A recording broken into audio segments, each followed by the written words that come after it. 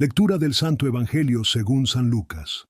En aquel tiempo, iba Jesús camino de una ciudad llamada Naín, y caminaban con él sus discípulos y mucho gentío. Cuando se acercaba a la puerta de la ciudad, resultó que sacaban a enterrar a un muerto, hijo único de su madre, que era viuda, y un gentío considerable de la ciudad la acompañaba.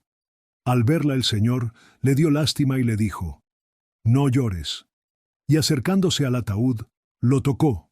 Los que lo llevaban se pararon. Y dijo: «Muchacho, a ti te lo digo, levántate». El muerto se incorporó y empezó a hablar, y se lo entregó a su madre. Todos, sobrecogidos de temor, daban gloria a Dios, diciendo: «Un gran profeta ha surgido entre nosotros, y Dios ha visitado a su pueblo». Este hecho se divulgó por toda Judea y por toda la comarca circundante. Palabra del Señor. Bueno, hermanos, muy buenas tardes para todos. Vamos a hacer una reflexión en torno a esta palabra que nos ofrece hoy la liturgia de la Iglesia. Continuamos la reflexión que venimos haciendo de la primera carta del apóstol San Pablo a Timoteo. Estamos llegando ahora, ya sabéis que en su momento dijimos que el objetivo primordial de esta carta que escribe San Pablo, dentro de un conjunto de cartas que denominamos pastorales, es un ejercicio de acompañamiento, de una cierta paternidad espiritual, a través de la cual Pablo pues, se preocupa fundamentalmente por el desarrollo, por la evolución, ¿no?, de esas iglesias particulares que él ha fundado a lo largo de sus diversos viajes apostólicos. Significa confirmarles en la fe, que de algún modo sean conscientes, ¿no?, de la lucha, de la pugna a la que están sometidos, ¿no?, como consecuencia de su fidelidad al Evangelio, y por tanto que estén de alguna manera como muy atentos, ¿no?, muy vigilantes, reforzando su experiencia de fe para que sigan de algún modo madurando en virtud, pues evidentemente, de la gracia y del Evangelio en el que han sido de alguna manera, ¿no?, pues confirmados, ¿no?, por las palabras del apóstol. ¿De acuerdo? En este cometido, pues vamos a hablar un poco de aspectos que podríamos decir que hacen parte de la institucionalidad de la vida de la Iglesia y son los que de alguna manera como que ejercen una función de capitalidad, ¿de acuerdo? Concretamente conocemos aquí muchos conceptos, ¿vale? Todos van muy ordenados al ejercicio del sacerdocio de Cristo, incluso hoy como los entendemos dentro de la constitución propia del sacerdocio de Cristo, que está compuesto por 3 grados de orden, ¿de acuerdo? O sea, el sacerdocio de Cristo, ¿de acuerdo?, en la nueva alianza se actualiza a través de 3 niveles, ¿no?, de ejercicio de ese sacerdocio: los obispos, los presbíteros y los diáconos. ¿De acuerdo? La palabra obispo viene del griego episcopo, que significa el que ve por encima, ¿no? Y la palabra epi, ¿no?, el que ve por encima, y el que está observando y el que está de alguna manera controlando. ¿De acuerdo? Es una función de capitalidad. En aquel momento, cuando se escriben estos textos, la palabra episcopo hacía referencia fundamentalmente a los que ejercen de cabeza dentro de la comunidad, porque de algún modo son los que están vigilando, los que están controlando el desarrollo y la evolución de esa iglesia particular. Todavía en ese momento no se había establecido este triple orden, por tanto, normalmente serían, ¿no?, sacerdotes encargados por Pablo de ser cabezas de esas comunidades y por tanto se llamaban episcopos. ¿Eso en qué deriva? En lo que hoy conocemos como los obispos, que ya es de una estructura mucho más organizada e institucional, son los que en las iglesias particulares están por encima, son los que hacen presente a Cristo como cabeza en las iglesias particulares y que evidentemente pues tienen una responsabilidad muy grande dentro del crecimiento y la maduración del pueblo de Dios. ¿De acuerdo? Entonces la palabra episcopo significa, ¿no? Pues mi marido es muy episcopo, padre. Está muy... no me deja, ¿no? Pues eso. Ese es el obispo, ¿de acuerdo? Que ya sabéis que en la carta a Timoteo hemos escuchado que hay unas recomendaciones específicas para aquellos que llevan a cabo el cumplimiento de esta tarea, ¿de acuerdo? Hay cosas muy particulares, ¿no?, que de repente haga énfasis en el hecho de que sean personas de virtud no nos parece tan extraño, teniendo en cuenta el cumplimiento de una responsabilidad donde se le pide irreprensibilidad, ¿de acuerdo? donde en algún momento lo que se pide fundamentalmente es que su testimonio de vida sea conforme con la misión que se le ha sido dada. Que sea hombre de una sola mujer. Habría que pensar que estamos en el inicio, ¿no?, de lo que es la maduración, de la experiencia de la vida de la Iglesia, los que se van convirtiendo, los judíos que se van convirtiendo de alguna manera a la fe cristiana, pues evidentemente la gran mayoría de ellos, conforme a la cultura judía, que la gran mayoría estaban casados, ¿de acuerdo? El hecho de garantizar que dentro de esa irreprensibilidad fueran hombres de una sola mujer significa considerar de alguna manera esas virtudes que van ligadas al ejercicio de su responsabilidad y compromiso para con su casa, ¿de acuerdo? Entonces, por eso se exalta el valor de la fidelidad dentro de la realidad del matrimonio como una virtud. ¿Y por qué es una virtud? Por el desmadre que hay alrededor, ¿me explico? Y que evidentemente hace que una persona que sea fiel y que de alguna manera, ¿no?, pues guarde en sí mismo, ¿no?, y trabaje dentro de su corazón por ser fiel a su mujer, significa que está trabajando qué virtudes y asociadas a qué elementos de, digamos, de virtud propiamente dicho. Pues a la castidad, al hecho de algún momento no dejarme arrastrar por las bajas pasiones de la carne, no sé si me entendéis, ¿no? Pues evidentemente es el refuerzo de la consideración de la virtud. Después la Iglesia profundizará en el sentido del celibato, ¿de acuerdo? Y por tanto, de algún modo, pues aunque al principio pues existían estas circunstancias, pues ya después la Iglesia madurará el sentido de por qué los sacerdotes en algún determinado momento no están casados, ¿no? ¿De acuerdo? Para que lo tengáis claro, ¿no? Y después no dé motivo a malas interpretaciones, ¿no? ¿De acuerdo? Queda claro, ¿no? Se le pide también, dentro de esa irreprensibilidad y de esa virtud, que no se ha dado mucho al vino, volvemos a lo mismo, que es lo que se está purificando ahí, el elemento de las pasiones en sí, ¿no? Que no sea un borracho, por tanto, y que de alguna manera, pues es así, tal cual, y que no sea pendenciero, que no esté ahí participando de reyertas y de dificultades, que no sea violento, si es una persona comprensiva, misericordiosa, sobre todo, que no sea recién convertido. ¿Por qué? Porque un recién convertido está empezando su camino, necesita un bagaje, necesita experiencia de fe, necesita aprender a sentirse pequeño. A veces una persona que de alguna manera abraza, ¿no?, la fe y empieza a vivir esa fe, piensa que ya es... Entonces se le van los humos a la cabeza, entonces hay que de alguna manera proteger que esas personas tengan el suficiente bagaje y la experiencia para saberse pequeños y para que no entren en una connotación, no caigan en una connotación pues de soberbia, de orgullo, de prepotencia, y que de alguna manera pues haya austeridad de vida, ¿no?, en su comportamiento y en sus actitudes, ¿no? ¿De acuerdo? Es casi que podríamos de alguna manera plantear que dentro del ejercicio, ¿no?, de esta realidad, pues es intentar de algún modo como que la configuración de su vida vaya de algún modo adaptándose al vivir según Cristo, ¿no?, que es el que de algún modo, ¿no?, viene a reconstituirnos a nosotros en criaturas nuevas y quien nos ofrece la posibilidad de vivir esas virtudes específicas, que de alguna manera, pues, tanto para los que son cabeza de comunidad como para cualquier cristiano, hacen parte del proceso de purificación de su corazón. ¿De acuerdo? Porque ¿no os sentís un poquito identificados en esta lucha? La verdad es que evidentemente pues no les corresponde solo a ellos, pero que es verdad que al cumplir esa misión de capitalidad, pues tienen que caracterizarse por de alguna manera, ¿no?, pues hacer ese trabajo de virtud. ¿De acuerdo? La palabra presbítero, ¿no?, o sea, es otra palabra griega que ahora reservamos para los sacerdotes, ¿de acuerdo?, que colaboran con el obispo en esa función, en ese munus sacerdotal. La palabra presbítero significa anciano. ¿De acuerdo? O sea, que presbítero Héctor.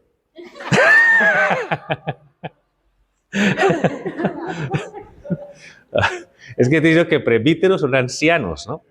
El padre Francisco todavía es padre. Le queda un poco de trecho para llegar a ser un gran presbítero, ¿no? Así, bueno. Los presbíteros son los ancianos, evidentemente, ya sabéis que en Israel los sacerdotes en algún momento, pues casi siempre los que eran más ancianos gozaban por su experiencia pues de una reputación, ¿de acuerdo? Entonces, esos que en algún momento van a cumplir misiones, ¿no?, dentro de la vida de la Iglesia, en algún momento serán llamados presbíteros, precisamente por ese bagaje que de algún modo reúne la tradición judía relacionada con los sacerdotes, ¿de acuerdo? Entonces, ya luego se va a especificar que el obispo sea uno cabeza de una iglesia particular, que los presbíteros sean un conjunto de sacerdotes que colaboran con el obispo en el cumplimiento de esa tarea dentro de una iglesia particular. Es lo que conocemos nosotros como el presbiterio diocesano, ¿de acuerdo? Son todos los sacerdotes que hacemos parte de una diócesis, ¿de acuerdo? Y dentro de esa reflexión sobre el sacerdocio aparece la diaconía, o sea, los diáconos, ¿de acuerdo? Y esa palabra diaconía significa servicio, los que se ponen al servicio de sus hermanos dentro de la iglesia particular, ¿de acuerdo? En aquel momento, pues, se plantea, ¿no?, dentro de estas orientaciones, pues aquellos que en algún momento pues ejercían este tipo de, sobre todo y especialmente de servicio de cara, ¿no?, a cubrir algunas necesidades, como por ejemplo las viudas, los desvalidos, ¿no?, los huérfanos, las diversas necesidades que habían en la iglesia, ¿de acuerdo? Y pues que de alguna manera también iban como, digamos, como a soportar el hecho de que para poder abarcar toda esa realidad y permitir que los cabezas de comunidad, episcopos o presbíteros, se dedicaran al ministerio de la palabra y la enseñanza, pues algunos se dedicaban a ayudar a sus demás hermanos en las diversas necesidades. Y ahí se acuña el concepto de diáconos, ¿vale? Entonces, pues ahí queda como más o menos en un texto de San Pablo definidos, ¿no?, pues algunos de esos elementos que ahora hacen parte de la experiencia de la vida de la Iglesia. Por tanto, en el ámbito sacerdotal actualmente existe el obispo, el presbiterio diocesano y algunos diáconos, ¿de acuerdo? En algunos lugares hay diaconía permanente, hay unos diáconos permanentes y otros que durante un tiempo se preparan para luego acceder a ser presbíteros, ¿no?, dentro de un presbiterio. O sea que el padre Héctor y yo hemos sido primero diáconos y luego hemos recibido la orden sacerdotal para ser presbíteros, ¿de acuerdo? Así que, y no seremos obispos, yo creo, ¿eh? Creo que no. Así que, pues vamos a pedir esta gracia para que a través, ¿no?, de la consideración de estas recomendaciones que hace San Pablo hoy en la carta a Timoteo, pues oremos y pidamos al Señor para que todos los que ejercen esa capitalidad dentro de la vida de la Iglesia, me incluyo, nos incluimos nosotros como presbíteros, pues que le pidamos al Señor esa gracia, que mantengamos en nosotros ese trabajo de virtud que ya sabemos que sin el Señor no es posible. Así que conforme a su gracia, pues de algún modo se pueda identificar realmente todos aquellos que de algún modo hacemos partícipes de este ministerio, que nos podamos asociar al verdadero y único sacerdote que es Cristo, ¿no?, para que se manifiesten estas virtudes tan importantes y tan necesarias para el cuidado, la tutela, la enseñanza, la protección del pueblo de Dios. Así que pedimos especialmente hoy por todos nuestros sacerdotes, ¿no?, obispos, presbíteros y diáconos. ¿Queda más o menos claro? Sí. Pues muy bien. El evangelio que hemos escuchado en el día de hoy es un evangelio que es muy particular porque eventualmente para todos nosotros es ya de por sí, ¿no?, una confirmación de que los tiempos mesiánicos han llegado, porque los tiempos mesiánicos iban asociados fundamentalmente a un conjunto de signos, dentro de los cuales uno de los signos más preponderantes será el de la resurrección de los muertos, ¿no? ¿De acuerdo? Porque es evidente, ¿no?, que dentro del misterio pascual de Cristo, su pasión, muerte y resurrección, el que en algún momento el Señor ha realizado este signo de resucitar a algunas personas, ¿no?, nos ayuda a comprender que el Señor tiene un poder sobre ¿qué? Pues sobre la muerte, y que está dispuesto a ayudarnos a comprender que aunque la muerte, ¿no?, es una consecuencia del pecado y es causa de sufrimiento y dolor para nuestro corazón, Él ha venido precisamente, ¿no?, a vencer la muerte para ofrecernos la participación en una nueva vida, que es la resurrección. ¿De acuerdo? Entonces el Señor está pasando por este pueblo, es un pueblo del norte de Israel, de la región de Galilea hacia la vera del Jordán, ¿de acuerdo?, que es Naín, y va saliendo una comitiva. La comitiva es una viuda que va a enterrar a su hijo único, ¿de acuerdo?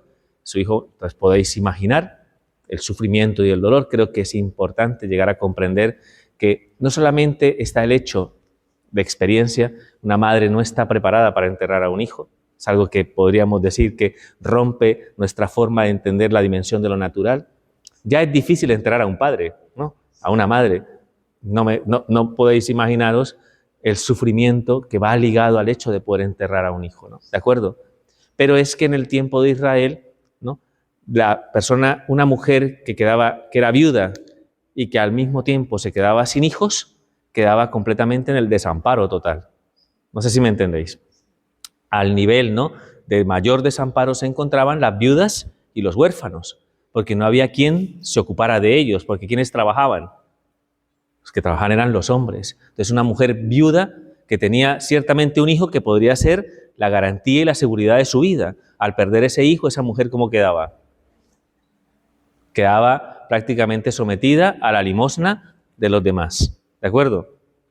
Y en las sociedades que se vivían en aquel tiempo, donde los intereses egoístas estaban de por medio, muchas veces las viudas experimentaban un gran desamparo. ¿De acuerdo? Lo cual significa que era un sufrimiento aún más grande, muy desesperanzador. ¿De acuerdo?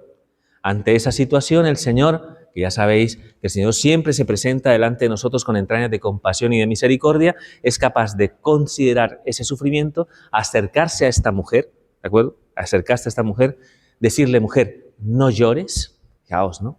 La dimensión de consuelo, las palabras de Cristo, que de algún modo van ligadas a la experiencia de sufrimiento de cualquiera de nosotros cuando vive situaciones, ¿no?, de este tipo, ¿no?, de desprendimiento, de esos que como que desgarran el corazón. He aquí que vengo a darte consuelo y esperanza. Y allí yo te digo a ti que tu hijo no está muerto, tu hijo está vivo. Y le dice, ¿no?, al que lo llevan en el féretro, a ti te digo, levántate. Y el chico se pone en pie. Ya sabéis que de algún modo la presencia de Cristo trae consigo que esa tristeza, que ese dolor se transforme luego en alegría y en gozo, ¿no?, por la resurrección, ¿no?, que para nosotros es fundamental, porque está en la base y en el fundamento de nuestra experiencia de vida cristiana. Si de algún modo hoy tenemos esperanza, es porque nosotros creemos firmemente en la resurrección, que hay una vida más allá de esta vida, y que esa vida es la verdadera, que esto simplemente es un tiempo de paso, y que si el Señor ha vencido la muerte, y que si el Señor nos ha redimido a través de su pasión redentora, nosotros de algún modo estamos llamados a ser partícipes de esa misma vida y de esa misma gracia, lo cual es fuente de consuelo y esperanza, aunque sigamos de alguna manera estando ligados a este valle de lágrimas. No quiere decir que evidentemente todos nosotros no podamos sufrir las consecuencias de la muerte de un ser querido, mucho más al nivel de lo que hoy nos presenta la palabra de Dios. Pero la resurrección de Cristo entre los muertos nos abre a una esperanza firme de que realmente la muerte no tiene la última palabra en nuestra vida y que tras la muerte vendrá, ¿no?, vendrá la manifestación de una vida mejor. ¿Lo creéis?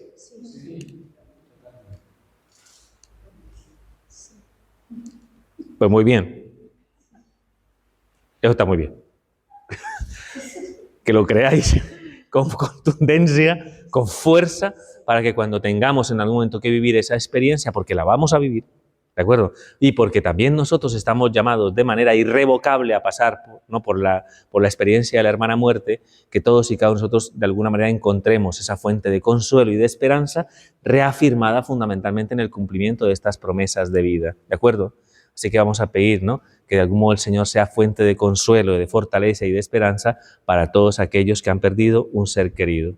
Transmitirle eso a Aurora, de corazón, ¿no?, en el día de hoy. Bueno, que de alguna manera que entienda y que comprenda que de alguna manera ese sufrimiento que ahora experimenta en su corazón algún día se transformará en alegría y gozo cuando podamos contemplar, ¿no?, el alcance de la esperanza a la que todos hemos sido llamados, que es la participación de los bienes de Dios en el cielo. ¿De acuerdo? Así que animados por esa esperanza, animados que nunca caigamos, ¿no?, en una situación como de desesperación, de que se nos pierda el horizonte de vida, que caigamos en una situación de profunda depresión y profundo sinsentido por el hecho mismo de considerar la precariedad de la vida en este mundo. ¿De acuerdo? Porque el Señor, con su pasión, muerte y resurrección, nos ha dado a conocer la verdadera aspiración que hay en lo profundo del corazón, que no es otra cosa que aspiración de lo eterno y del cielo. Y en eso tenemos que estar todos firmemente arraigados y tenemos que ayudarnos mutuamente para que no perdamos nunca esa esperanza. Aunque la situación del mundo sea como es, algunas veces con unos tintes, ¿no?, pues catastróficos y dramáticos, el cristiano nunca pierde la esperanza y la confianza en esa fuerza, ¿no?, que deriva de esta promesa del Señor. ¿Estáis de acuerdo? Muy bien. Entonces, que alejemos de nosotros toda desesperanza y todo pesimismo, ¿de acuerdo? Y que de algún modo seamos capaces, ¿no?, de experimentar ese consuelo. Sufrirlo lo vamos a sufrir, ¿eh? Que a nadie se le ocurra en algún momento no tener compasión y misericordia del que sufre la consecuencia de la pérdida de un ser querido, porque es algo humano. Pero que podamos alentar a esas personas con la fuerza de esta promesa, garantizada a través de esos signos que el Señor realizó. Hoy lo vemos en el hijo de la viuda de Naín, también con la hija de Jairo, ¿no?, el jefe de la sinagoga, esos signos, también con su propio testimonio de vida, porque evidentemente Cristo resucitó de entre los muertos, con la esperanza que nos da el saber que nuestra Madre del Cielo está participando de la gloria de Dios en cuerpo y alma, anticipando, ¿no?, la aspiración profunda de toda la Iglesia.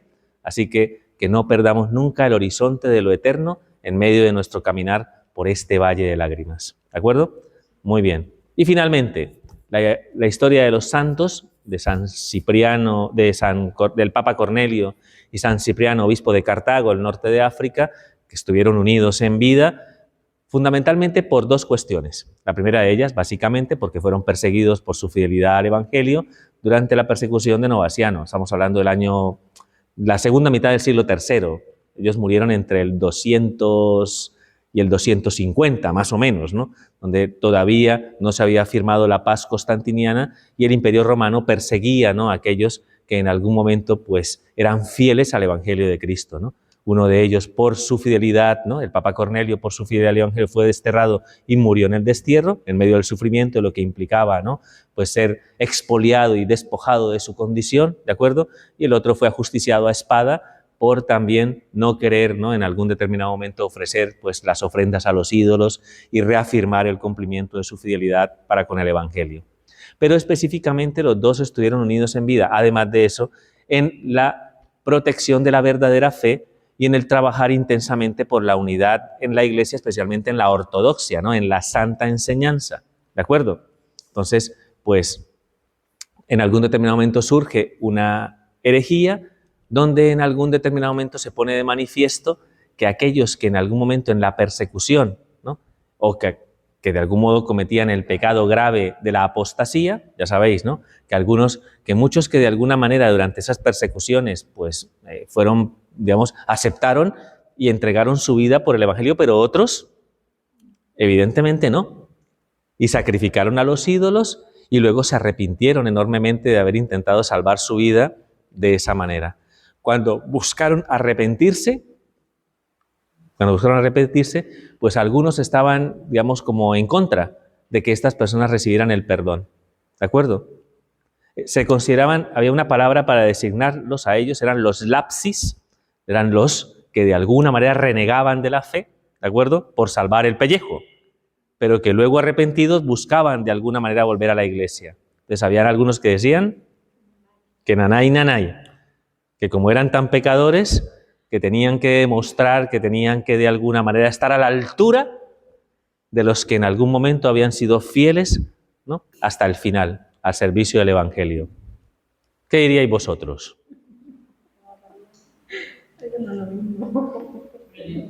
Sí, esos desgraciados. Ten mucho cuidado porque a ti el Señor no te ha puesto a juzgar la realidad de las personas. Ya sabemos que desde esa perspectiva confiamos mucho más en la dimensión de la justicia según Dios que en nuestro propio sentido de justicia. Y Dios ha revestido su justicia de una palabra muy importante que es la palabra de misericordia.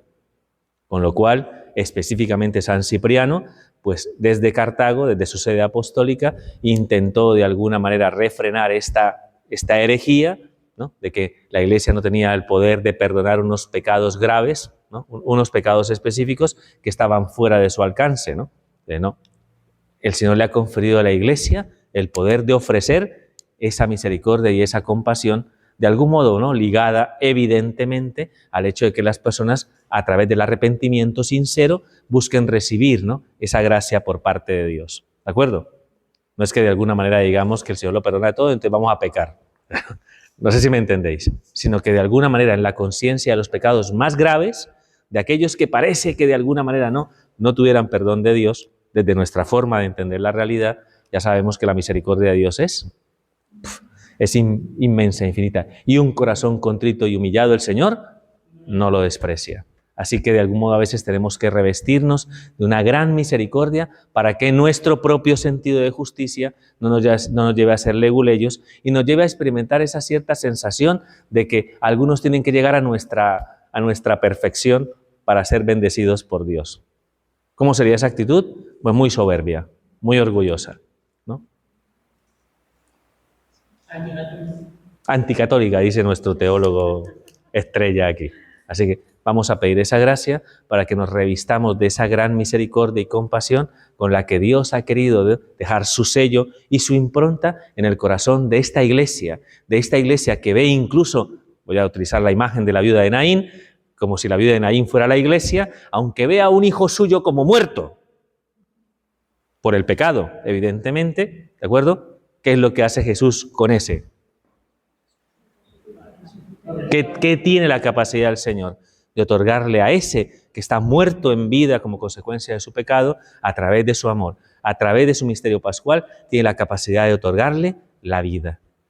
Y esa es nuestra esperanza. Y por eso debemos seguir orando y pidiendo y suplicando al Señor para que todos aquellos que se han equivocado, todos aquellos que en algún momento han cometido pecados gravísimos, todos aquellos que en algún determinado momento han sido esclavos de la realidad del pecado, sepan acoger y recibir ese ofrecimiento que el Señor les hace, para que puedan de algún modo experimentar la vida que proviene de su infinito amor. Ya. Así que se lo pedimos al Señor y continuamos la celebración de la Eucaristía. Gloria al Padre, al Hijo y al Espíritu Santo.